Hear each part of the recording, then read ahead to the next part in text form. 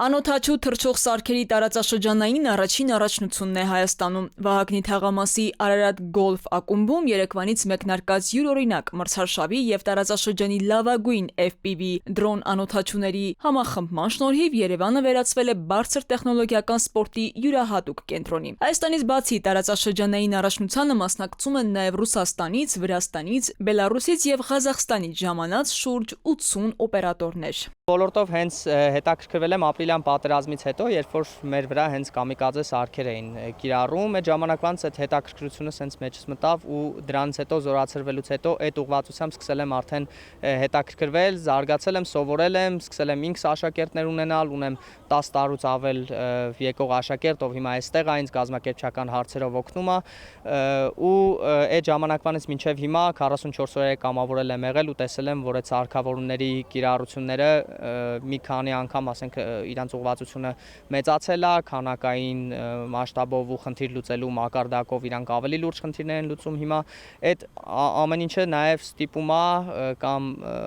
թե ինձ, թե մնացածին, որ մենք գիտակցենք, որ այս ուղղվածությունը մեր համար շատ կարևոր է։ Միաժամանակ մրցելու են 4 օդաչուներ, իսկ վերջնարդյունքում էլ հաղթելու են ամենաարագ ու ամենաճշգրիտ մասնակիցները։ Այս փոքրիկ, բայց հզոր սարքերը կարող են զարգացնել մինչև 120 կմ/ժ արագություն։ Դրանք հիմնականում ինքնաշեն են, մարզիկները իրենք են հավաքում, կարգավորում եւ վերանորոգում իրենց դրոնները։ Մրցույթը կոնկրետ արագության հետ է կապված, բայց բոլոր սարքավորումները նշեմ, որ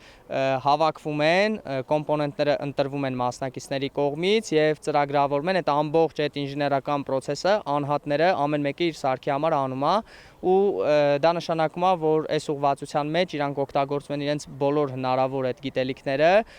սովորում են, ակտիվ այդ աշխատանքի շնորհիվ արդեն կարողանում են պատշաճ կերպով մրցույթին հանդես գալ։ Այս ոլորտը բացի սպորտից նաև ռազմական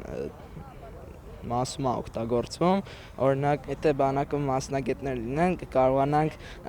արագ եւ առանց խոչընդոտների վերացնել թշնամու գոտիները։ Կազմակերպիչները վստահ են, սա միայն սկիզբն է։ Նրանք հույս ունեն, որ առաջիկա տարիներին հայկական թիմերը կմասնակցեն աշխարհի խոշորագույն մրցաշարերի ու կհավաքնեն միջազգային չեմպիոնության։ Տեխնոլոգիան, սպորտն ու երիտասարդական էներգիան Հայաստանում ձևավորում են նոր իրականություն, որտեղ ապագան արդեն թռչում է բառացիորեն։ Քնարիկ Պետրոսյան, Տիգրան Հունանյան, ժամը լրատվական։